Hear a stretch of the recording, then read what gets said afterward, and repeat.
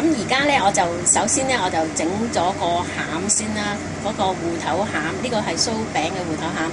咁我咧就買咗半邊芋頭，大概1斤到啦。咁呢一個做法咧，你就可以做乜嘢餡你都係用呢個做法嘅。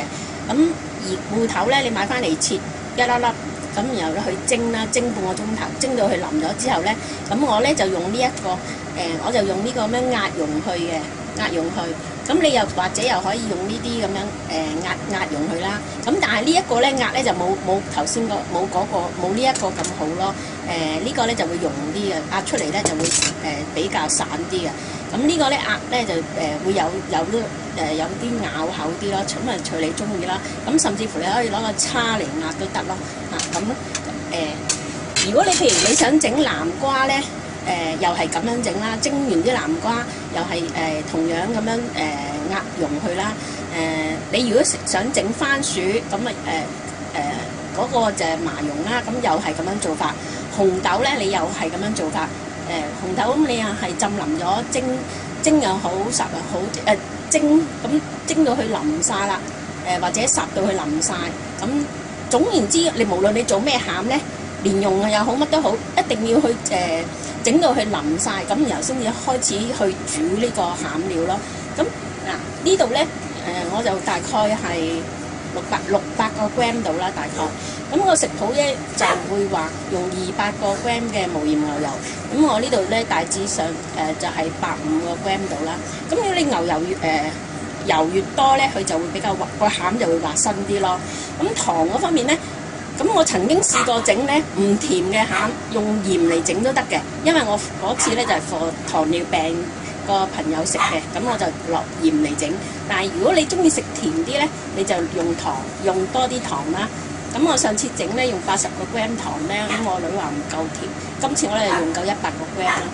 咁點樣整法咧？咁你首先咧就用慢火煮溶咗啲牛油先，一路煮溶啲同埋啲糖一齊煮啦。煮到佢溶晒之後咧，你就加啲芋頭落去，係咁炒，炒到佢咧啲芋頭咧索晒啲油咧，咁啊炒到佢乾身為止咧，咁你就 OK 噶啦。咁通常咧，無論你整咩餡都好，都係一定要用做咗呢一部分咯，溶晒啲牛油啊、糖啊，溶晒佢先。咁然後咧，先至兜啲餡落去炒咯，炒到乾身為止咯。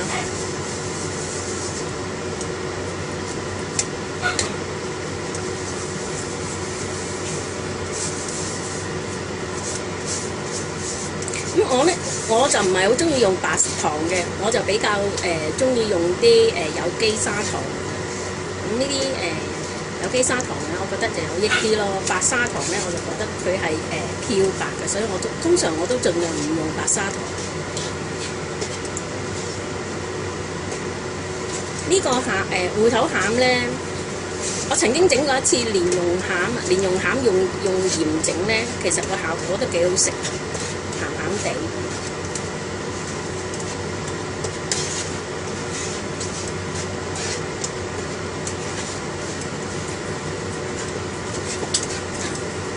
因為時間嘅關係啦，咁我就咁樣做俾你睇啦。你知道係點樣用慢火喎，唔好咁猛火咯喎。咁然後咧，我哋就落埋呢啲芋頭落去咯。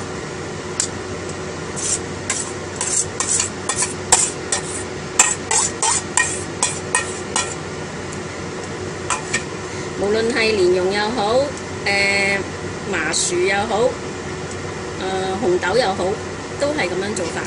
咁我就中意自己做餡咯，因為點解咧？如果我用啲紅豆餡咧，你喺街買嗰啲咧，一來佢咧就太甜啊，就即係甜到你控制唔到㗎。咁同埋佢有防腐劑啊，又有色素啊，咁所以我就比較中意自己做餡多啲咯。其實做餡唔係好麻煩，只不過係你去蒸，即係蒸完整散佢咁解啫嘛。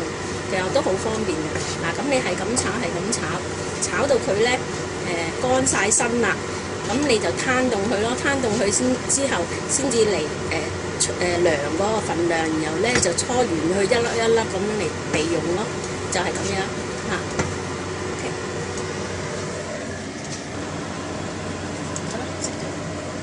知得唔得嘅喎？